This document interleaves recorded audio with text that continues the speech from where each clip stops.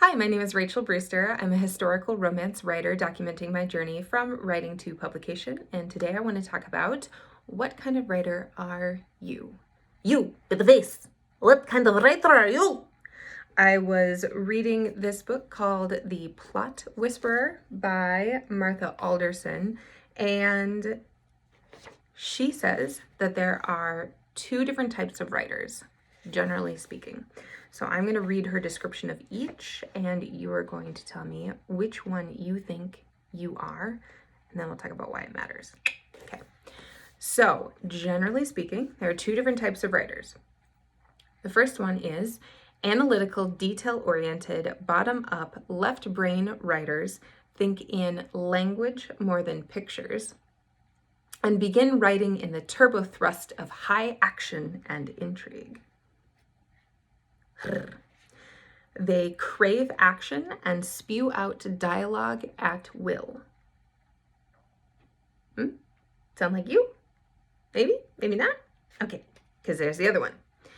Intuitive, big picture, top-down, right brain thinkers think in pictures more than language and begin by developing characters and moments rich with sensation, thoughts, emotions, and psychological responses. They fall in love with their characters, ponder deep themes and meaning. So, generally speaking, there are two different types of writers, analytical and intuitive. I'm guessing one of those jumps out at you. If it does, leave a comment below and tell me which one you are, analytical or intuitive, and why it jumps out to you. So now let's talk about why it matters. I'm definitely the analytical thinker, writer. I plot like crazy. And when I'm editing my story, if my chapters don't have the pace that I desire, I get completely stuck. It really bothers me. Plot is a big issue for me. I'm not so much like, I don't like ooze emotion and like get deep into my character's feelings, all the feelings,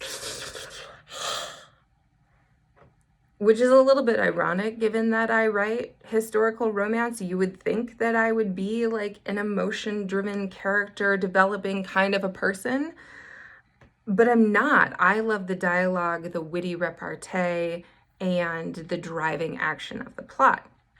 So what this book says, Plot Whisperer, this book says it's important to know what your strengths are and also what your weaknesses are so that you can compensate for your weaknesses.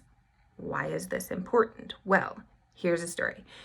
In the novel that I'm currently writing, tentatively titled To Kiss a Captain, I was bumping into a real challenge because Jessica and Andrew, my hero and heroine, had been separated for many months. Jessica was in London learning how to be a lady and a debutante, and Andrew was getting like repairs fixed on his ship, so they were separated for many months.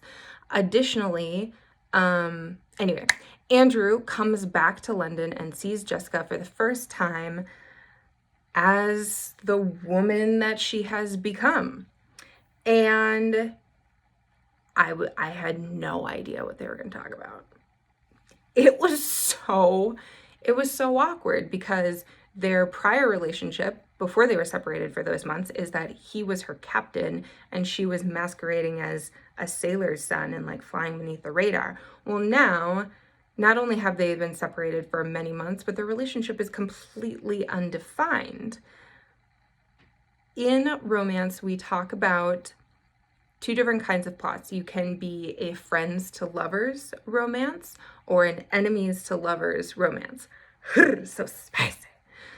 And I didn't know which one this is because they were co-workers to lovers. Like he's her captain and she's a sailor.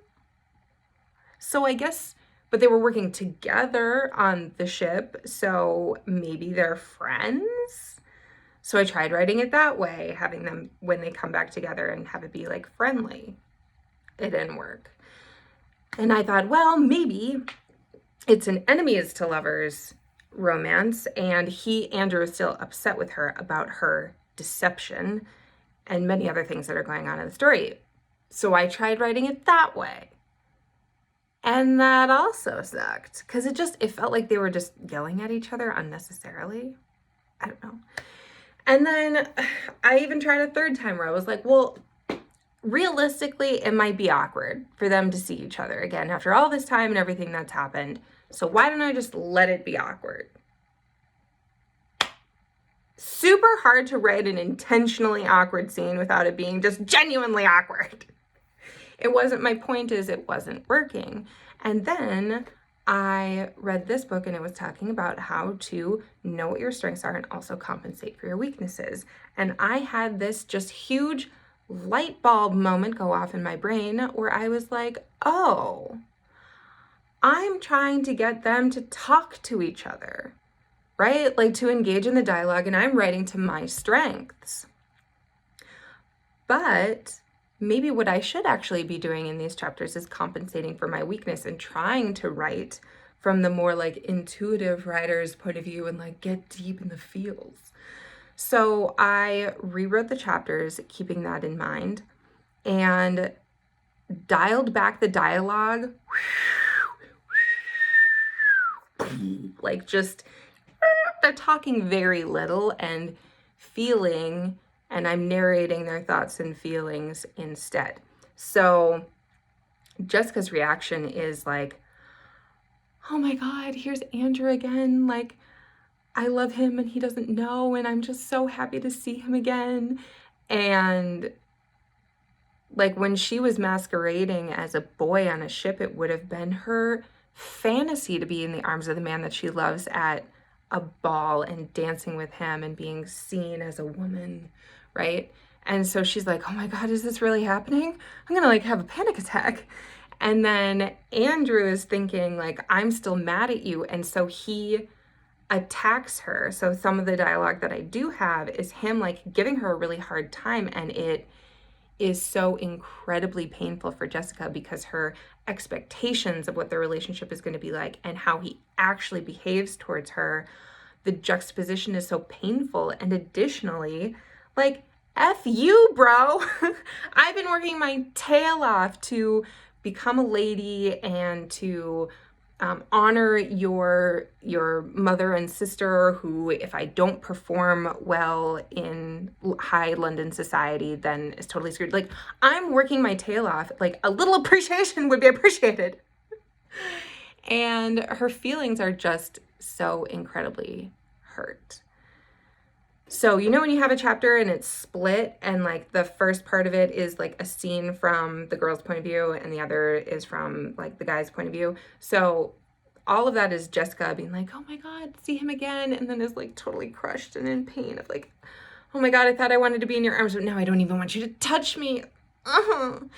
And then it flips over to Andrew's point of view, and their dance finishes, the song finishes, and he starts to walk her to the perimeter of the ballroom, and he can feel her on his arm trembling because she's so upset. And he may be a captain, he may have been at sea for many years, but he was raised to be a gentleman. His mama raised him right, and he knows he messed up. Like, he can feel it.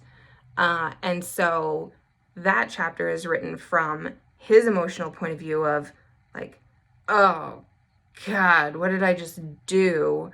I need to eat crow and apologize. And then they do, and they kind of like come to a truce towards the end of those two scenes or chapters or whatever. And it's great because like, this is one of Andrew's flaws, is that he can be an insensitive beast. You brute, you beast, how dare you? So this realization could not have come at a better time because I was feeling really stuck on those chapters. So I would say that if you are also experiencing that stuck feeling, that bang your head against a wall feeling with some of your chapters, I would consider attempting to write it from to compensate from your weakness. Maybe, I'm not saying it is, but try. The potential is that you're trying to write it from your strengths, and you should probably be trying to write it the other way. So I'm analytical, and when I wrote it more intuitive and more about the feeling, it like smoothed out. It was amazing. I don't know what to tell you. If you're intuitive and you're feeling stuck, then maybe you need to consider driving the plot more, make them do something, infuse those chapters with action, make them talk to each other and have a lot of dialogue, like overcompensate on dialogue, and see if that can like get the boulder up and out and help the chapters and your muse start like flowing again. I don't know. I'm not saying that it's going to work, but it's one tool in your toolbox. So knowing your strengths and your weaknesses, both very helpful. I hope this video was also helpful. If it was, and please comment, like, subscribe to see the next video, and I will also see you in the next video.